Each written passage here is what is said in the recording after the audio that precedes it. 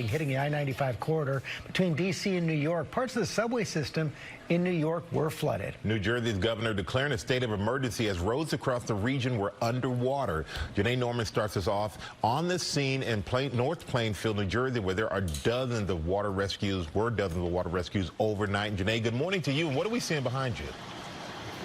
Oh, Michael, not only water rescues in this area, but a home behind me that exploded overnight. You can still see the fire crews out here in just the last few minutes. They were spraying water on the house to make sure that there are no more concerns. But I was talking to neighbors who live in this area, who say that they are used to flooding, that this area is prone to flooding. When we have that heavy rainfall that we saw last night, that they were already told to evacuate the area, to get out to safety before all of this happened.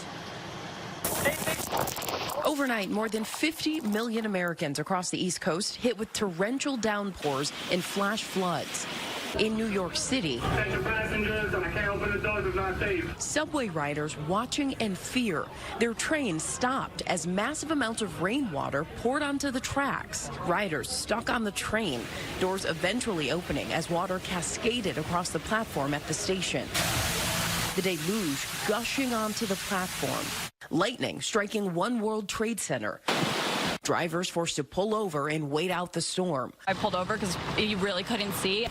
New Jersey now under a state of emergency. Cars abandoned after stalling out in floodwaters in Plainfield. First responders helping drivers out of their cars. Route 22 for a water rescue. Be advised we are in storm mode at this time. At least 30 people rescued by boats after their homes began to flood. People forced to wade through the rising floodwaters. In Pennsylvania, parts of US 30 impassable, blocking traffic in both directions. The intense storm wreaking havoc both on the ground and in the air.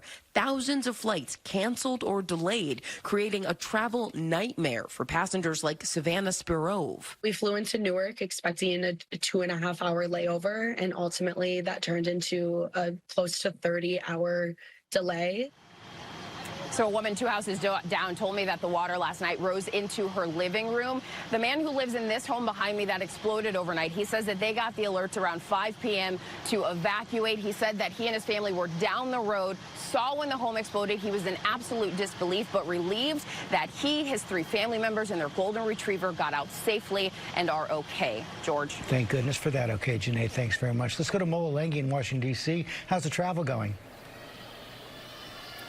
Well, George, major ripple effects being felt nationwide due to these storms. Nearly 1,500 flights have been impacted so far and counting so far this morning, including flights in and out of Washington Reagan International Airport here just outside our nation's capital in Washington. Just this morning, there have been more than 500 cancellations and nearly 900 delays nationwide. So travelers across the country being impacted. Newark International Airport in New Jersey, LaGuardia in Queens, New York, and again, Reagan National Airport here just outside of Washington. Those are the most impacted airports so far this morning. And of course, this comes after a day of major disruptions just yesterday, where nearly 2,000 flights were canceled and more than 10,000 flights were delayed, Robin.